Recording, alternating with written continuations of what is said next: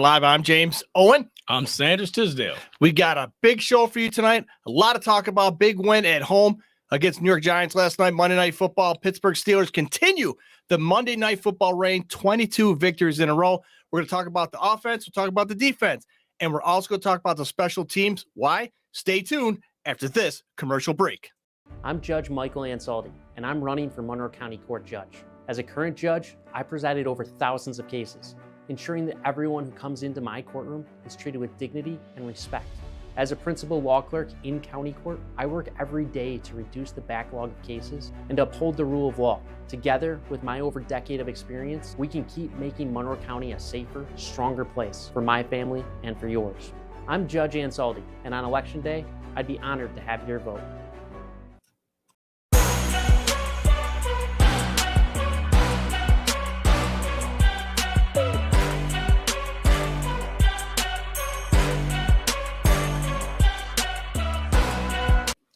You just saw it. Mike Ansaldi for Judge Monroe County Court here in Rochester, New York. Next Tuesday, get out and vote. That's when you're going to vote for Mike. Next week, great guy. It's just not a commercial. It's just not a gimmick to get him on. We know him personally, and he's looking for your vote. But that's politics for Steeler Nation Live. Let's get into the real meat and potatoes. Last night at home, Acrisure Stadium, Pittsburgh Steelers, 26-18. Over the New York Football Giants, and it wasn't easy. Sanders, we started running the ball. We're moving the ball down the field. But like I said in the past, field goals are only 3 points towards a loss. And it almost panned out because the Giants were, right at us, tit for tat. Yeah. Field goal. Yeah, it was huge to watch. And like I said, just like you, I was sitting at home. I was scared. I was terrified. I was disgusted, and you know what? But I told a lot of people online, I said, you know what? Typical Pittsburgh style play to where we played on to the level of our competition. And our competition was New York Giants, who a lot of other teams buzzed through like a buzzsaw, that they kind of, got dismantled by whoever they played. Actually, they played the Cowboys tough, but, there's some other teams that they didn't play as well. But the Giants came out. They had a good game plan to try to slow down the Pittsburgh Steelers. They did an effective job, just enough to keep them in the game, I guess, James. But the fact is that the Steelers at one point really kind of killed themselves at first early. Oh, absolutely. When you get down in the red zone, you need to put the ball in the end zone. You kicking field goals, it's 3 points towards a loss. But we were moving the ball effectively. And I think what Tomlin was thinking was that, okay, all right, let's get some points, but we're just going to build on what we're doing and what is working. And Najee Harris, the offensive line, was consistent blocking. Najee Harris, a third game in a row over 100 yards, and he was lucky to get half that during the season.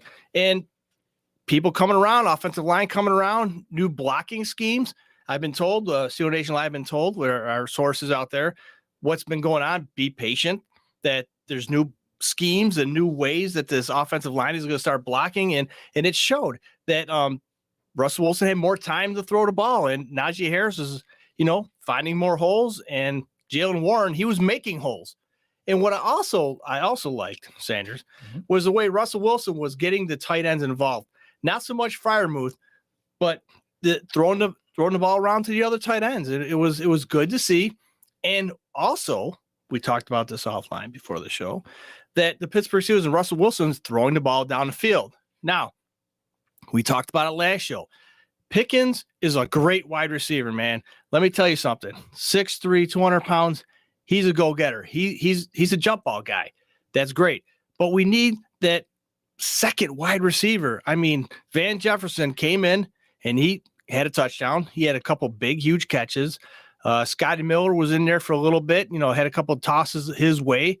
Didn't come out productive. Like I said, a couple tight end catches, not like, we're used to seeing. But now that the fact that we're starting to getting into that mindset that, hey, the Pittsburgh Steelers will throw the ball deep, and that's what Russell Wilson is doing. Still shaking off the rust. Yeah. And I want to say perfect throws, but for what we're used to and what we've seen in the past, this is like, like talked earlier, a couple shows down, in the past, that this is Pittsburgh Steelers are increasingly getting better and better. But you got to put the ball in the end zone. You got to stop making stupid penalties. Broderick Jones, he needs to be benched. I'm sorry.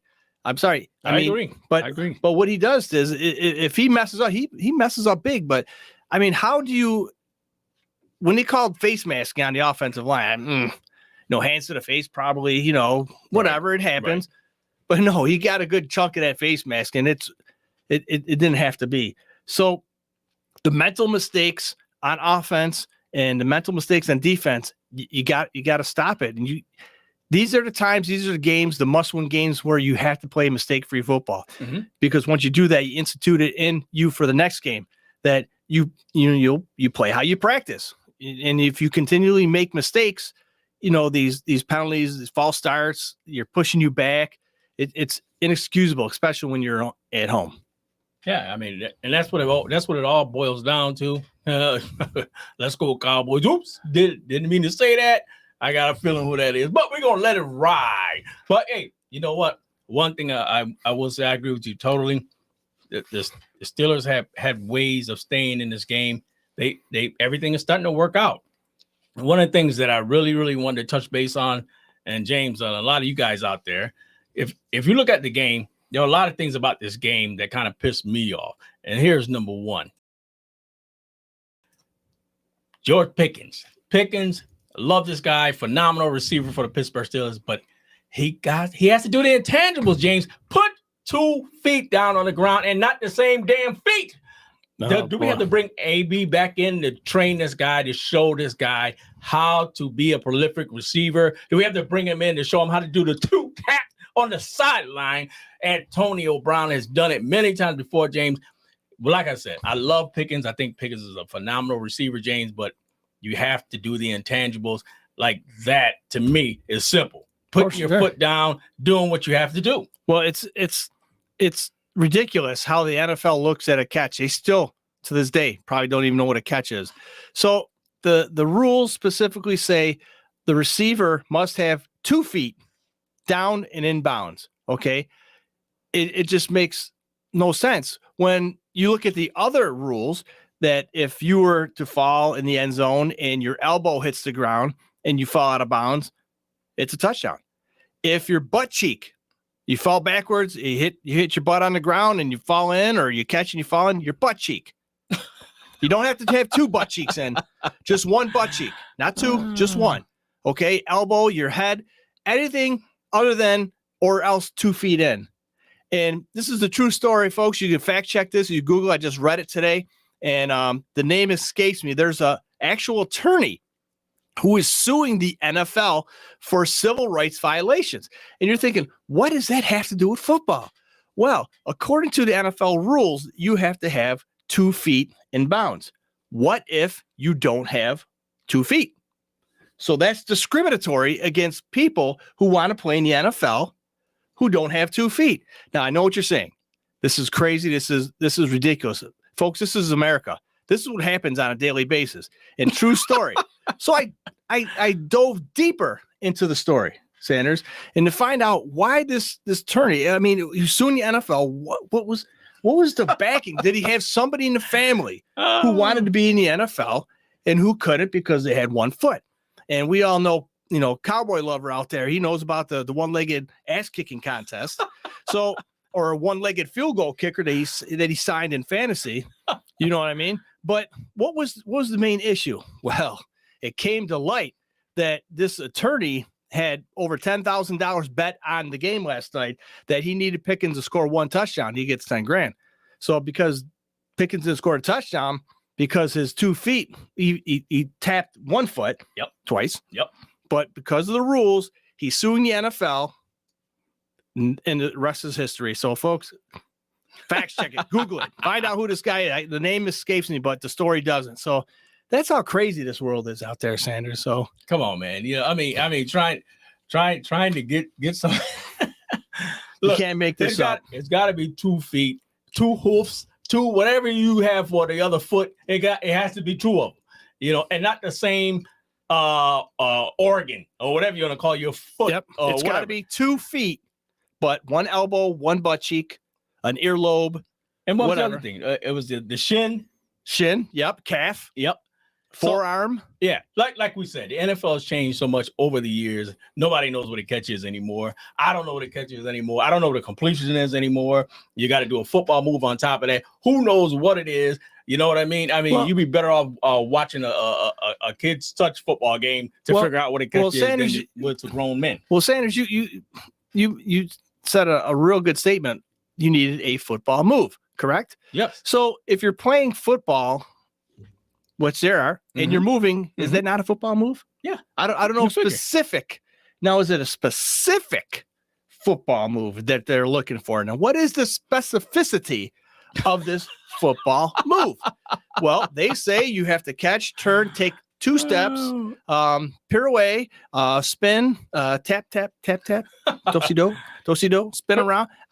It all depends on who the referees are, I guess, right, and who's in the booth and how they justify what they believe in their mind, according to some rule book, that is a football move or a football catch.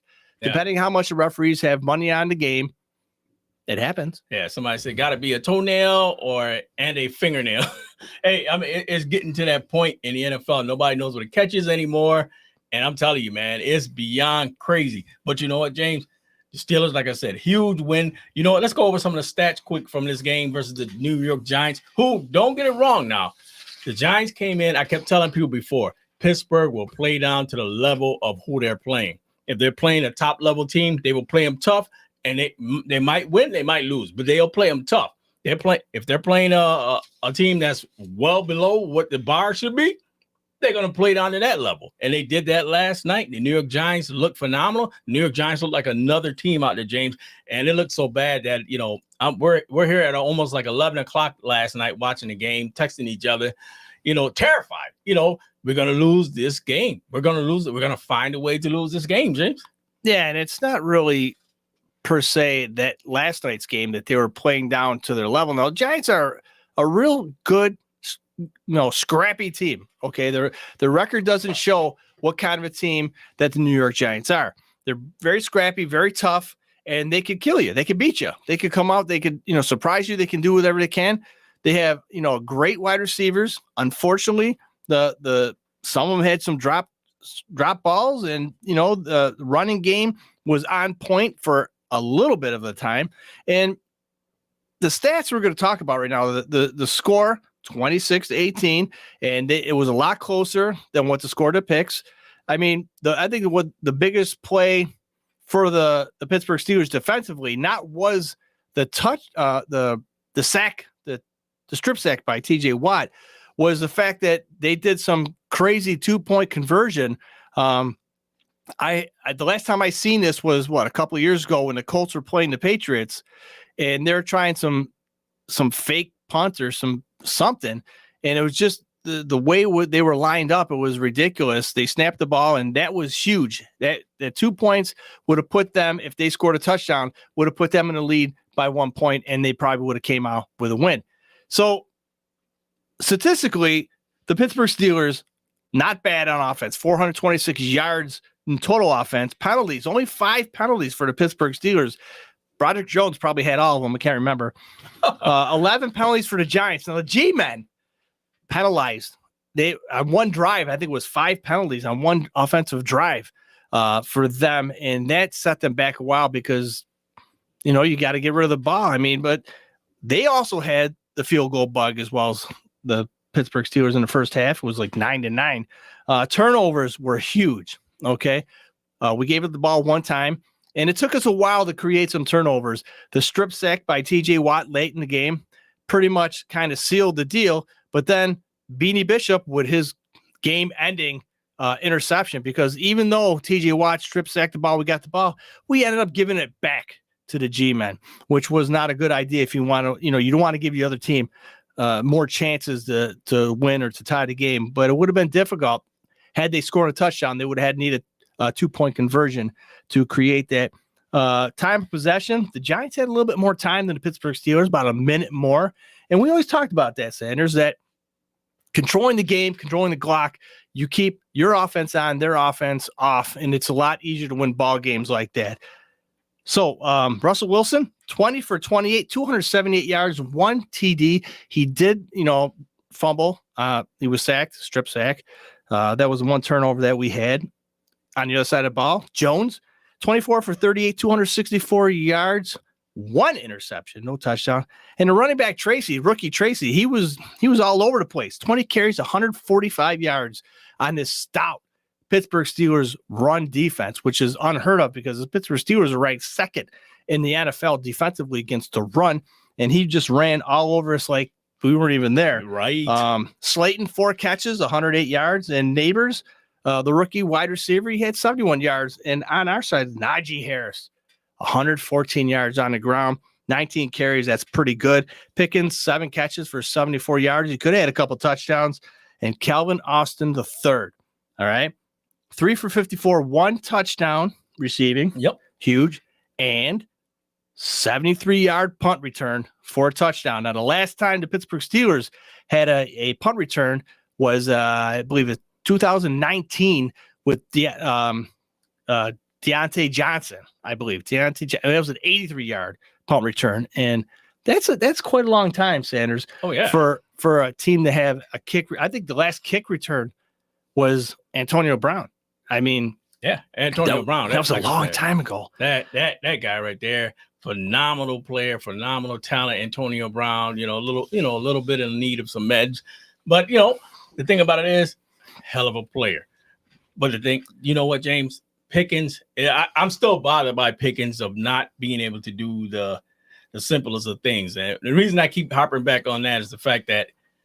Pickens, all the talent he has in the world, you have to start getting your 2 feet down, because this is not the first time he's did this. It's maybe a couple times in a couple games where he did this, where he had ample time to get his feet down. And I don't know, he needs somebody to work with him this offseason, during this season, whatever it is, it has to be done. Pickens a great talent, and we can't have him wasted out there. But the thing about it is, one thing that James, I wanted to talk about that I loved so much, and I want a lot of you guys to take a look at this. Number one, we all know that Wilson was the guy who Tomlin finally went with, picked him out as the starter at the beginning of the season, and 4 to 6 games in, 4-2 the Steelers were. He comes in and does an admirable job, does a phenomenal job last night. And one thing that I love that I actually seen out there in the game last night, there you go. He actually sat there. Everybody kept making a big thing about this game that these guys can't get along. He sat there and look at him on the bench, teaching him, tooling this young quarterback, making this guy. But I think that if he continues to learn under Wilson and keeps his head about the game and be ready, Wilson's an older player. Oh, for Wilson sure. will get hurt. And I mean, let's face it. There was other sideline activity where they're actually laughing and playing along like high school kids. And you could tell when you see sincerity or an act. I mean, it looks very sincere to me. And you got to stop listening to the media, only us, because Pittsburgh Steeler Nation Live has got the most accurate Steeler news. Okay. Check us out, www.steelernationlive.net. Call us tonight, folks, with your phone calls, with your messages at 585-210-3917, 585-210-3917. Let's hear what you got. Your take, your messages, your thoughts. Anybody out there, give us a call, give us a message. But I like how the camaraderie is starting to build. And you know what? It's easier when you're winning, okay? I mean, I guarantee you, if the Pittsburgh Steelers are losing, you would probably have a different look on that line between those two guys. But like I said before, and I'm not going to be shy about it, I said it was a mistake to pull Fields and put in Russell Wilson while we're doing good and we're winning. And it went totally against everything that I said and how I feel about starters and backups, that when Russell Wilson and Justin Fields were signed to the Steelers, it was under the understanding that Russell Wilson was the number 1 quarterback and Justin Fields was good at number 2. Maybe fight it out in training camp and we'll see what happens. But the main consensus was that Russell Wilson was going to be the starter. Fortunate for Justin Fields and unfortunately for Russell Wilson, he got hurt. Russell Wilson got hurt in training camp. So therefore, Justin Fields came in and he did a great job. Wasn't perfect, but each game we talked about, they're moving up the way they were supposed to be, and they were progressing. Got it. But my philosophy is if you are signed for number 1, number 2, number 3, that's your position. That's your role, right? So if number 1 goes down, number 2, their sole job is to come in, fill in for number 1, and be just as good as number 1 to keep the momentum going and keep everything smoothly operating. When number 1 comes back, number 2 has done their job. They go back to their spot. Number 1 takes over. And this is what is happening. So people out there, you're like, oh, Justin Fields, Russell Wilson should be starting, blah, blah, blah, blah, blah. We got a caller on the line.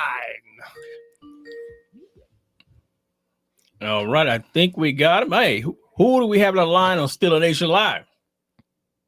This is EMC Reggie Fresh from the EMC Reggie Fresh Morning Show. Reggie Fresh, my man. What is up, my brother? How you been out there, man? Hey, man, I'm doing great. Lovely weekend. Great win for the Pittsburgh Steelers. Reggie, let's hear it. How about them Cowboys? Come on. Hey, listen, let me tell you about the Cowboys. First of all, last time I was on here, we hadn't played them yet. They didn't beat us. We beat ourselves. There you go. They didn't beat us. We beat ourselves. So I ain't even worrying about that. But this is what I got to say about them Cowboys. Oh, boy. They done. It's a wrap. Yeah. Best thing they need to do. If I was in the Cowboys' shoes, I would just put all the little bench warmers in and let them play every game so I can get a first-round pick or something like that, and then see if I can negotiate with a Dak and get some of that money back. That's what I'm doing right now. I think you should Judge Judy take him to court. Judge Judy, let her deal with that. Hey, hey, Reg, I'm in agreement 100%, my brother. Hey, let me ask you this now. You watched that game last night, the Steelers versus the Giants, and you know as much as I do. You know we love our black and yellow, but we have this propensity, brother. What you think? We got this propensity of playing down to the level of our competition, man. Yeah, see, this is what we do. Okay, it's pretty much like if you see somebody you can automatically beat in race, and you ain't really preparing. You already got it in your head that you can beat them. And they already know they playing you as a good person and a good player. So what they're gonna do, they're gonna bring their A game. So you automatically gonna have the mindset you're gonna beat them. So when you get in there, you start playing down to the level. That's what it is. But this score would have been, we should have blew them out. Yeah, if they didn't take them touchdowns from us or whatever. But yeah, man, we gotta quit doing it. That's the only thing I don't understand. And playing at home, I love playing at home. We good. But to be honest with you, for the last 2 or 3 years, man, we play better on the road. I don't understand. We play better on the road. But on the flip side of that, and we know we're a second half team. We always been that way. We got to get smacked in the jaw to come back. And I think Ben used to do that on purpose, to be losing so he can come back. So it's like giving you a motivation to start playing better. Because if we ever get in the big league, what happens? We take the feet off the gas. And then when we ain't in no league, we got to take a hit. Then we got to come back and catch up. So it just we always end up in a dogfight no matter who we play, even though we should be running them off the field. And we always make our game interesting. Reggie, let me ask you this. Let me ask you this, Reg. Mm-hmm. All right, so the Pittsburgh Steelers are alone atop the AFC North, where they should be, right? At our heels, them dirty birds, the Baltimore Ravens, right?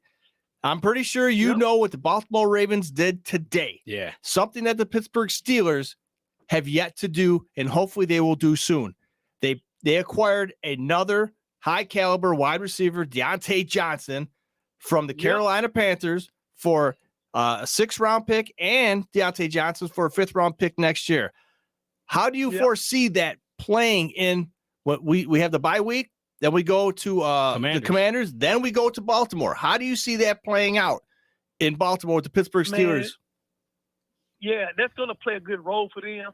But we definitely need to go get Hopkins or what's that other guy that played for the Rams, I guess, whatever his name is. Cooper Kupp. Yeah. Yeah. We need another star receiver. I know Austin is good, but we need that veteran, good receiver that we can depend on. And we'd be complete in the wide receiving department. Oh, for sure. Here's the thing. Yeah, you know what I'm saying? But here's the thing. That's one thing I don't like about us. We don't get aggressive. Even them teams that ain't no good, they get aggressive, just like the play calling. We play so much conservative, and I don't understand why we do that. Just like challenges. Yeah, it makes it worse that a challenge is something. We got to get aggressive. I want us to get aggressive. Yeah, and when we get aggressive, it usually works. And we've shown Russell Wilson has the ability to throw the deep ball and open up the offense. So getting with the problem, people are saying that, well, we can't, if we get a number 2, there's gonna be big problems with Pickens because Pickens wants the ball all the time. But here's the deal that people don't understand. People realize that with another number 2, that takes a lot of attention off of Pickens and gives him more ability to be open, to get more catches and get more balls his way. Exactly, because you don't know who he's going to throw it to. Oh, absolutely. And a Cooper Kupp, a lot of people are saying, you know what? They want a second round. Well, you know what? Damn it, give it to him. I will give it to him in a heartbeat. And I'll tell you why. Because if you wait and you try to acquire a number 2 wide receiver in the draft next year, you don't know what you're getting, right? Exactly. So I would, why would roll the dice, and I would rather go for somebody who is proven, a possible Hall of Famer, Super Bowl champion, Cooper Kupp, who you can rely on, who is a solid wide receiver who can get the job done. Exactly. Unfortunately, he's somewhat injury prone. He's not glass yet, but some guy like that, I would rather take a chance on him than some kid out of college who's never experienced the NFL, who might be a flop when you know what you're going to get with Cooper Kupp. And all day long, I'd give a number 2. I'd give a number 2. I would. Exactly. Without hesitation. Yeah, just like the quarterback. Yeah, right. And just like the quarterback situation, that's what I was telling people. I knew Wilson is not the regular, like the Trubisky's and all that. He's a quality quarterback. Yeah. And he's going to do good because he can put points on the board. See, if we put points on the board, we can see that. Now, if we had that other quarterback or another quarterback last night, we almost would have lost that game because we would have been getting field goals. We can't deal with them 3 points. We got to put points on the board mostly, and Wilson is the guy that can do that. You know? And that's why I try to tell people. And you see how he be talking to his, Fields is cool. Everybody want to make a big deal out of it. Oh, he gonna get mad and leave. He already know it's gonna be his team. All he got to do is be patient.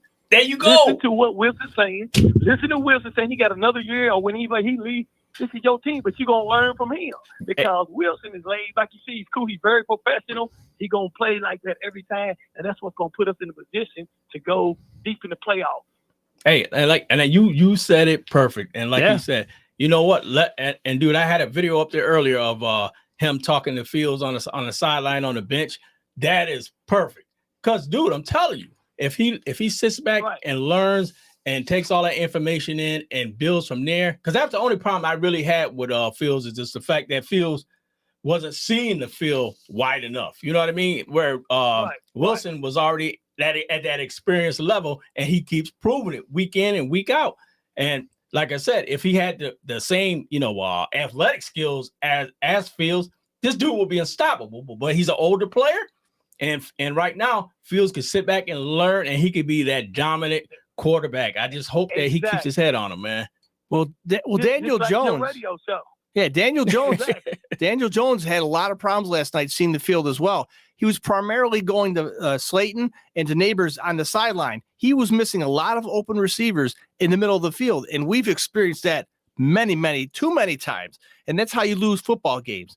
And the penalties, the offensive line penalties, is setting you back instead of pushing you forward. That didn't help either. So the Pittsburgh Steelers got it. But we get flags anyway. I'm sick of that. They don't give us. They always got to scrutinize everything we get. So we used to that. We got to beat the referees most of the time anyway. Yeah, exactly. But if we get a big lead, it ain't gonna matter. Well, exactly. And last night we may have gotten away with a penalty. Me and Sanders talked about this before the show. The punt return that may have, which historically for the Pittsburgh Steelers would have been returned back for running into the kicker penalty. It could have went both ways. All right. Watching that video, depending on the angle you see it, he goes through the kicker's legs and he tries to sell it.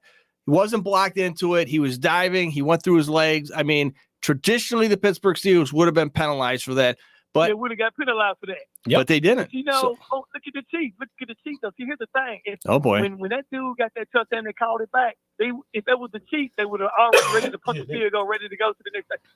We cannot never get no touchdown without them stopping the clock, keep looking just because it's the Pittsburgh Steelers. There you go. That's a good point. It makes me sick. I'm sick of all of that kind of stuff, man. We always got to fight. And that's how come some of them games we come in a dog fight because of them dumb-ass calls they be doing. Yep, them, agreed. Them flags hurt us all the time. But overall, man, we the Pittsburgh Steelers. We got this bye week. We're going to get this little rest, come back in 2 weeks. We're going to go to home away from home again right there in Washington and beat these Redskins because defense, they win champions. And we got one of the elite defenses in the business. And going back to what you was talking about earlier about Wilson teaching the other quarterback, that's just like y'all's radio show. You've been doing it for a few years or whatever. If you brought two people right now that's new on the panel, it ain't going to be no good show. Period. Sit back and watch Tisdale and Robert. And that's my boy there. Hey, by the way, guys, make sure you check him out. This guy, like I said, this guy does it. This is MC Reggie Fresh Morning Show. He has stuff on YouTube. He's always publicizing on Facebook. He's got a lot of outlets, a lot of players he interviewed. He interviewed a lot of influential people out there in the community, in society. Make sure you check him out. That's my boy Reg. Hey, Reg, again, man, you're the truth, brother. And again, thanks for stopping by Still a Nation Live, my dog. Yes, sir. Yes, sir. I got one more thing I want to put out to the people that's listening. You know, I'm also an insurance agent. So any Steeler people around here, I also have Pittsburgh license. So if anybody want an insurance policy, reach out to me, and you definitely can get on my radio show anytime you want to. Because everybody needs life insurance. That's why I'm saying it, because it's very important. Hey, absolutely. Hey, if you got something, send out that information in my inbox or something like that, either or. You know what I mean? Yeah, okay, yeah, man. Because it's a shame that people are having GoFundMe to raise money to bury family members. Yeah, it's ridiculous. I've been seeing a lot of people. Not to change the subject, but a lot of people, man, are dying in family, and you ask them, they don't even have no insurance, man. And insurance policies don't even cost that much. Yeah, there you go. That's it. That's my boy. So if you like want I said, to get one, they can also represent Still a Nation because we still a fans with family, and that's what it's all about. That's my boy. Hey, Appreciate much love, man. Much love, MC Reggie Fresh, baby. All right. All right. So fresh, you gotta slap him. You know it. All right, my dog. Right, my guy. And so fresh, you gotta slap him. Hey, like I said, this guy, you know what? He does a lot of stuff too. Hey, while Reg was on the board as well, Marco Prove It. I think that's his last name. He did a lot of good writing there. He said, think about it. TJ Watt got Highsmith, JPJ, got Jackson, who got Minka. I'm telling you, they've been getting a lot of players to the board, man. And also, and he said hopefully we can get a safety cheap and impactful versus our matchups. Let me put that on there. Oh, for sure. And somebody says, I'm gonna say Mike Tomlin, stop whining and don't let the refs determine the outcome of the game. You know, I gotta agree with you on that. You know what I mean? Well, I wouldn't say the fact of stop whining. I mean the fact of stop challenging. Yeah. Well, the challenges. Stop challenging. My God. Who's telling him to challenge these plays? They need to be fired. Yeah. And it's just like, I think out of the past 10 years, I think the Pittsburgh Steelers may have won 2 red flag challenges. And you have to know as a head coach, even if it's coming from upstairs to challenge it, under 2 minutes, you cannot challenge. You cannot throw the flag. That's a booth review. If there's reviewing to be needed, and you can't throw the flag, and you lose timeouts. And I'm telling you, we could have maybe kicked another field goal. Who knows? With Wizard of Boz only missing 1 field goal this year. Hey, guys, like I said, this show is phenomenal, man. Like I said, we always got guys that come on, guys from other teams, because we get much respect off season. We interviewed a lot of players from different squads and stuff like that. Like I said, make sure you also check out our other interview, a huge one like we had with a phenomenal Rocky Blyer there. We did a lot of NFL players out there we've talked to. So make sure you check us out here on Still a Nation Live. We got the website up, www.stillationlive.net. A lot of players out there to talk to. But right now, I got a guy that I think a lot of you guys want to talk to. You know, this guy, he has let me see. He went through a rough week. This is what we call Oh, wow. This is San Fran Steve. Woohoo! San Fran Steve. Tonight, we were supposed to have split screen with San Fran Steve and Cowboy Kenny because they had a little deal going on. They had a little bet. Right. Yep. Tell them what the bet was. And the bet was the loser had to wear the other team's gear, like a shirt, a jersey. So we see San Fran Steve wearing his illustrious 49ers pullover with a nice little hood there. Looks very comfortable. Salute to service. I see it. Just real quick, San Fran Steve is an honored veteran of the U.S. Army, Airborne, 82nd, I believe. And he did his, he fought for us, a veteran, solid guy. Too bad he's not a Steeler fan, but we respect him anyway. But the deal was split screen. They talk garbage. And it looks like the San Francisco 49ers beat the Dallas Cowboys. And unfortunately, Cowboy Kenny is not on tonight. He was supposed to send a video. But he said he wanted to make up for it. Yep. He said he wanted to send you a video. Did you find it? Yeah, I got it. I got it. He sent a video. We haven't seen it yet. And he fought hard to get this video on there because he said he owed it to San Fran Steve because he said he talked a lot of garbage. Let's see it. Hopefully you can hear it. I hope you can hear it on your end, but they'll hear it online as well.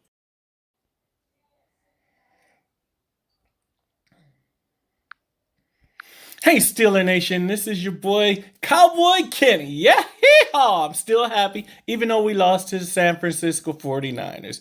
But it is what it is, and I just want to take this opportunity to concede because, well, it looks like the Cowboys just wanted to be extra generous to the 49ers. I mean, why fight over a win when you can just give it away in style, right? Clearly, Dallas took sharing is caring to heart. Sure, they could have put up a fight, but hey, sometimes it's all about making others feel good about themselves. Let's all give a round of applause for this innovative strategy of not winning. Bold choice, Cowboys. Very bold.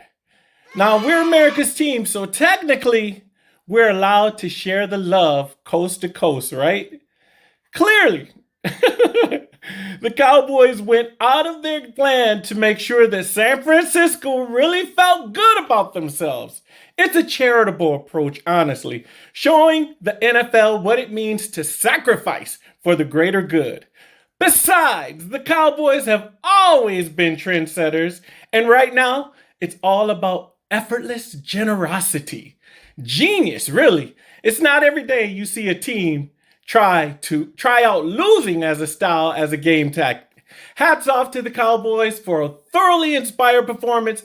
And good luck to the 49ers trying to keep up with that level of humble sportsmanship. So with that said, Steeler Nation Live, I concede because we lost. And that's all right. But I hope the show is amazing. I am at work right now and wanted to send this in. So you guys have a good one. Love you guys. Keep up the great work. San Fran Steve. You got it, bro. You got it. Take care. Wow. Were you able to hear that, Steve? Oh, I heard it, but he didn't wear a San Fran shirt when he was No, he didn't. He owes us a San Fran. Come on the radio, come on the talk show and show us your San Fran jersey. Because right now, man, here's the problem.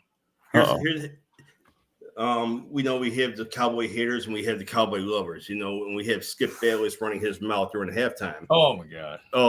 Yeah, it was like, wow, Mr. Irrelevant looks like shit. Then he looks like he should have been a high school football quarterback instead of a pro football. And all of a sudden he comes back 40 minutes later and goes, Mr. Irrelevant kicked our ass. About time Skip realized that the Cowboys aren't as good as they thought they were, and pretty soon Cowboy Kenny's going to have to wear something 49ers and come on the show. Now let's look at a couple stats here. Okay, now San Fran Steve, I'm not a fan of Purdy. I'm not, and it's okay though. I mean, but for now, let's do some stats and some money. We'll talk about some money. So Dak Prescott, who started a 4-year contract of $280 million. Okay, I think it was 240 though. No, it's 280. He got, I believe it's 65 million guaranteed up front, a signing bonus, whatever. But it's $280 million. Okay, he just started 4 years. So against the 49ers, 25 for 38 for 243 yards, 2 touchdowns, and 2 interceptions. Now, if you look at those stats, look those numbers, that's not too bad, right? I would say it's pretty average. Maybe a little above average, maybe. But for $280 million, I'm not buying it. Now let's look at Brock Purdy for a second. His stats, okay? 18 for 26, 260 yards, 1 touchdown, no interceptions. Okay. Now let's look at Brock Purdy's contract. If he's at the ass end of a 4-year rookie contract, it is topping out at $3.74 million. Look at the stats. They're almost identical to somebody who's getting paid almost $300 million. And what's he doing? He's throwing interceptions. Purdy's not throwing interceptions. He's throwing touchdowns. He's winning ball games. And you know what? You just might win me over. I don't hate the guy. I don't know. It's just something about him. I just don't like it. But you know what? He's doing what he's supposed to do. He's winning games. And somebody's got to prove me wrong that the money that the Dallas Cowboys have shelled out for this type of quarterback when he could have signed Derrick Henry and possibly rejuvenated that Cowboy offense. But now Ezekiel Elliott is taking a back seat to Dalvin Cook, who's going to be the starting running back now, and Dowdle, whatever. He was supposed to be upcoming star for the Cowboys. He's done. And look at the injuries that the 49ers have been going through, and you're still winning ball games. They're still in the hunt. We're missing our number 2 receiver, and that Brandon Ayuk. We're still missing Christian McCaffrey. Our offensive line is still a little beat up. It's just like they're playing with heart, and that's sometimes what a good NFL team will do. It's just like there are teams that are just as beat up as we are. And are they playing with heart? Are they just playing to get through the games? What's some of the slogans they say? Next man up. Yeah, it has to be the next man up. You need to go in there and be prepared to play. And if that's one thing Dallas isn't doing, Trayvon Diggs, the cornerback for the Cowboys. Yep. He doesn't even tackle. He could be one hell of a defensive player, shut down cornerback, which he was in his first year because no one knew him. Now he's not playing. Now he's throwing a little tantrum because the fans are booing him a little bit, or the reporters are asking him. You took a play off. You took another play off. The great players don't do that. The great players, like we'll say James Harrison for you guys, Ronnie Lott for us, they never took plays off. They played with their heart for their whole game. And this is one thing the Cowboys do not do. They don't play with heart. They take a lot of plays off. And it's pretty sad. It's pretty sad to see because the Cowboys 49ers had a great rivalry in the 70s and the 80s and part of the 90s. And that's where back in the day, we say the winner of the NFC championship should be the Super Bowl winners because the AFC had nobody back in the day. So, well, I see your face, James, and it's like you're kind of questioning me, but no. We're reading something on the board. Somebody. Okay. I think Cowboy Kenny, he's watching though. Okay. And that was I see what he's saying. He said, yeah, I'm in agreement. He said, happy for the brother being the highest paid QB at $60 million, whatever a year. But he left the lowest paid QB. He left the lowest paid QB in the last pick of the draft, Mr. Irrelevant, and $80,000 whatever dollar a year quarterback put a foot in his ass. Again. He said again. And he said, I have concluded that even though he is paid, he just isn't that guy. First series down the field always ends up in field goals. If we are lucky, he doesn't come into the middle of the fourth quarter, and that's too little, too late. He never gets past the divisional round of playoffs. When did we get there? And as far as I'm concerned, he peaked in his rookie season. We're gonna have to take a commercial break. Just get tired. That must be mad at Dak. Yeah, he's not a Dak fan. Well, he said Dak is totally Dak-spicable, Dak costly, Dak and Dak combobulating. Wow. Well, Purdy's 3-0 against the Cowboys, and since he's been playing, so is this like when he wins a rookie, he won. When he was last year, he won, and this year he won again. So Yeah, so let me ask you this, Steve. So you're going into a wide receiver issue, okay? Like there's a lot of teams in the NFL, like the Pittsburgh Steelers, are having wide receivers, but what you have that most teams don't have coming up when McCaffrey comes back healthy again, you're going to have 3 prolific running backs in addition to Kittle, who accumulated 128 yards and a touchdown against the Cowboys. Do you think that this is going to change the way the mindset of the 49ers are going to be like a run-first offense now? Because these guys are amazing. These running backs, I mean, you have 3 running backs who can start. You have 3 number 1 running backs. That's like a fantasy football dream that the 49ers have right now. You still have a very healthy Purdy quarterback, and he can play. He gets the job done, right? So what do you think the 49ers are going to do moving forward? Are they going to like abandon the passing game and be just prolific running? I don't think they're going to abandon the running. They're going to keep running, and they're not going to abandon the passing game. You know, most pro teams that when they play by the run, then they set up the pass. So, and the 49ers are a lot of play action teams. So I think this will help the 49ers having McCaffrey back. And I think the best thing that could happen is McCaffrey, when he starts getting tired, because he's going to have some ring rust. He's going to have football rust, gridiron rust. He just needs to take his time coming back. And I'm impressed with the rookie coming out. And one game he had 97 yards, and the other game I'm not sure what the stats were from Sunday night, but the guy looks phenomenal. So it's just like they could do some stuff with the running back. You can move running back out to the slot because McCaffrey can play just about any position, and you have him line up as a slot receiver and throw him the ball that way because he's been on the outsides a few times, outside the tackles, line up as a receiver, and this is going to help us in the future. The first couple of games, I don't expect McCaffrey to do a lot, but I think around the play when they get into the heart and soul of the season, where you're setting up for your playoff run, he's going to do what McCaffrey does. So, well, let me ask you this: since you're very knowledgeable in football, let's talk about another game that just happened. The Redskins, the Washington Commanders, and the Chicago Bears. Now, Chicago Bears pretty much had this game locked up. I know you've probably seen the highlights or you even watched the game. Number 29, Stevenson. So, I mean, had they not made that touchdown, would this have been an issue with number 29? No, but I think when you start jaw-jacking with the fans in the middle of a football game, I think you have to I think that he needs to be benched right now. No ifs, ands, or buts. The coach needs to grab him by the face mask, which they don't do anymore. But the coach needs to bench him for the antics he does, because he could have been he's the one that actually tipped the ball. Yeah, he was the catalyst to that too. That's ironic.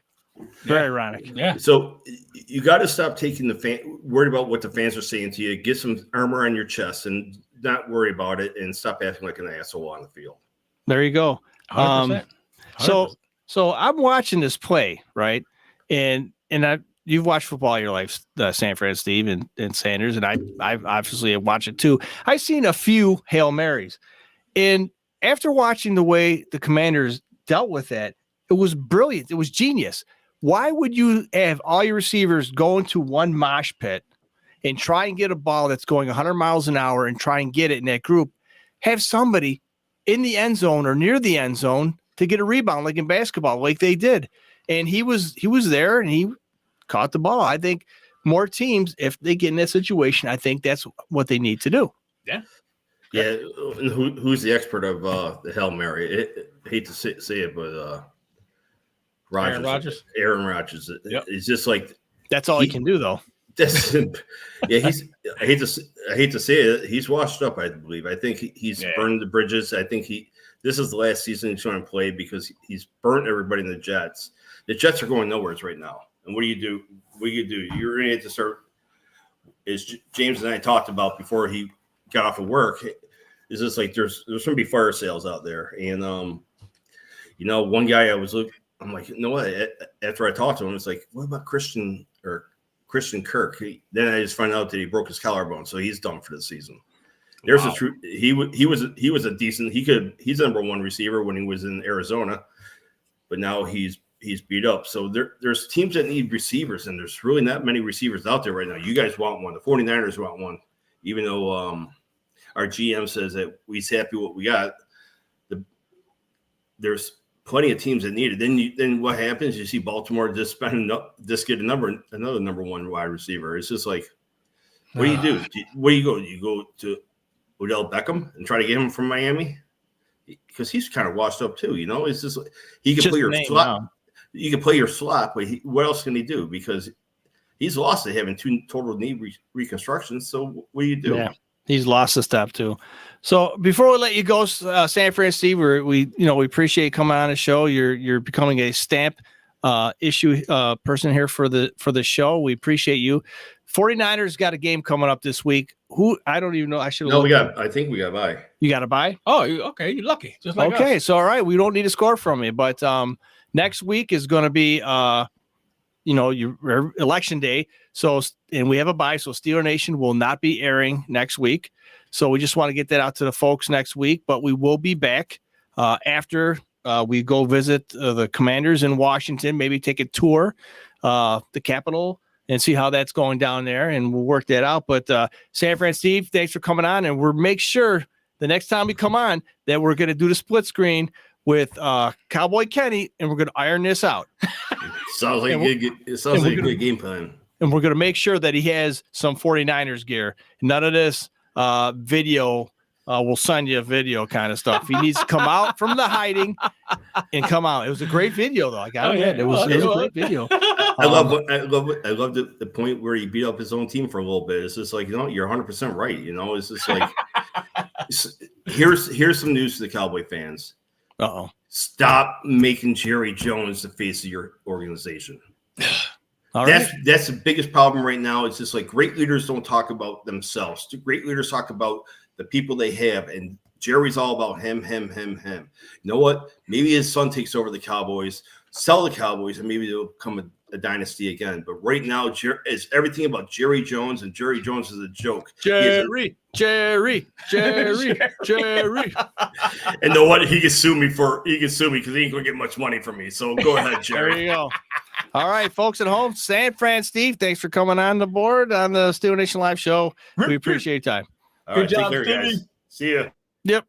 Hey, like I said, guys, we get them from all over the place. Great job there for San Fran Steve. I love it. Very disappointed at Cowboy Kenny. Cowboy Kenny, that was a beautiful video. It was a beautiful video, but I want to see. I love it when he's live. I love it when he's live. Well, like I said, next show we'll make sure to have him on. And he's screen. Got plenty of time to go to Goodwill. Or he's got to go get a San Fran jersey, something like that. A Steve Young jersey. I don't know. A Steve Young. I'm pretty sure they're filling the Goodwill and the Salvation Army, whatever. Oh yeah.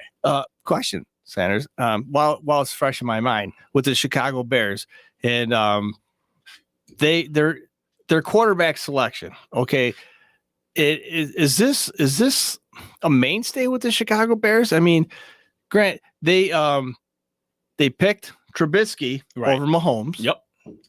And they just picked up Caleb Williams over the quarterback Jaden Daniels for the Redskins, who seems to be outplaying him. Right. And actually did in the victory there. So do you see a pattern here, or did the Chicago Bears do the right thing by, you believe, getting Caleb Williams over Jaden Daniels? Yeah, I think it was a good pick. I mean, because either way, they're both young guys. One is probably looks like he is moving a little faster than the other one, Daniels. But the fact is that Caleb, I believe he can be a good talent that they can mold and get into a certain level. And you know what? The Bears, they tried it. They tried it for a couple of years with Fields, and things didn't work out. He moved on. And the Bears are doing what they have to do. But the thing about it is, if you're going to build around this kid, build around him successfully, get him some good wideouts, get him some top level talent. I mean, you should be able to do it. You got a lot of dead space out there, I guess. Let me say that the Bears should be able to do it. But the Bears, they have a great chance to do something special with this kid.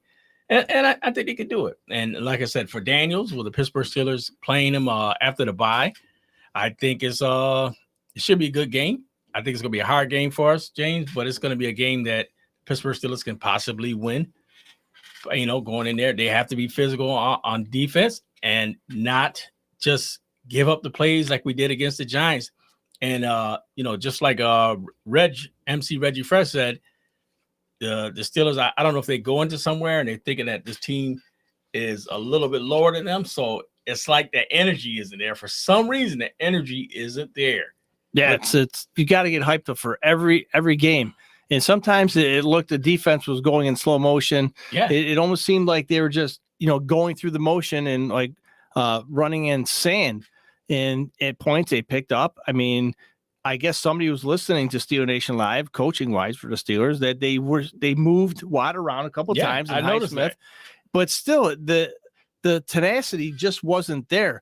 But when I guess Watt is the kind of guy who can pull it out of the air if he really needs it or wants it at that moment, because he came up big. Highsmith 2 sacks.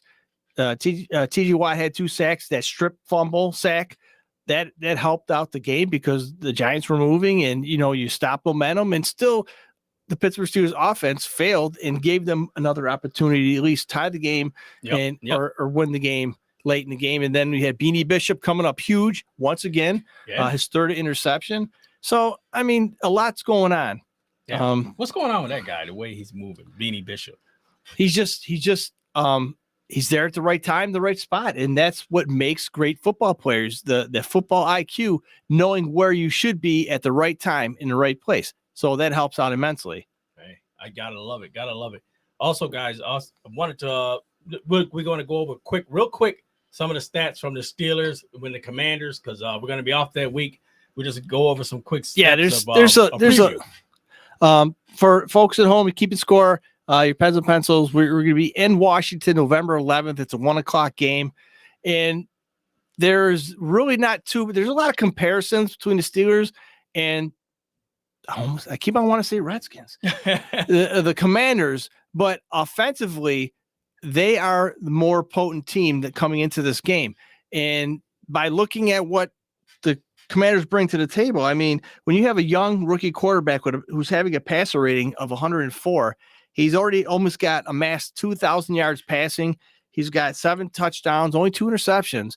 Not bad for a rookie. I think he missed a game or 2 in there as well, so it could have been more. They have a lot of prolific players, starters. Wide receiver McLaurin. They got Eckler from the San Diego Chargers, we got a caller on the phone. Okay, let's see. We'll take one more call. Hey, welcome to Steeler Nation Live. Who do we got on the line? It's Cowboy Kenny, man. Oh, Cowboy Kenny. Yeah, no, I couldn't leave you like that. But I had an appointment that ran over today. No, but, we appreciate. I'll wear the jersey. I will wear the jersey or the property of or the whatever San Francisco. Listen, I will do it. Listen, I respect San Francisco. Listen, we have no doubt. He's a realist. We have no doubt. It was just disappointing, just not being able to see your handsome face with that 49ers jersey.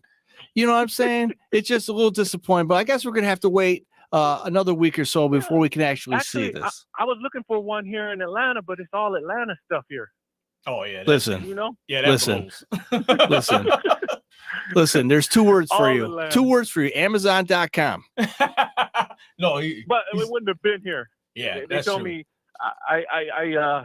I looked on it for real. I did look on it. I said I'm gonna, but I'll see it when I believe it. I'll see it when I believe it.